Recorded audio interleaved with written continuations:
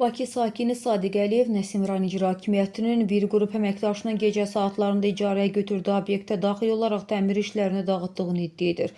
Qafqaz Infoya müraciət edən şikayətçinin sözlərinə görə o martın 14-də Salmanov Vəfa Davudoğlu ilə rəsmi icarə müqaviləsi bağlayaraq Nəsimi rayonu Akademik Həsən Əliyev küçəsi 1F ünvanında yerləşən qeyri-yaşayış sahəsini avtoyuma məntəqəsi açmaq məqsədi ilə icarəyə götürüb.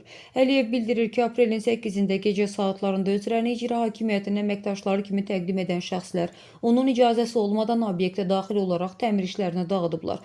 Vətəndaşın sözlərinə görə hadisə nəticəsində ona 39 min manat məbləğində maddi ziyan dəyib.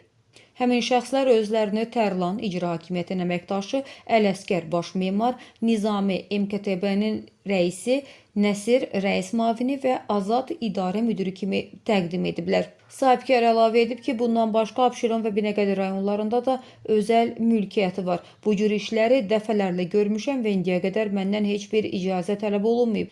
Bu halı da onlara bildirdim, amma dedilər ki, bura Nəsimidir, Binəqədi və ya Abşeron deyil. Qeyd edək ki, sayt iddialarla bağlı mövqe öyrənmək üçün Nəsimi rayon İcra Hakimiyyətinə də sorğu ünvanlayıb.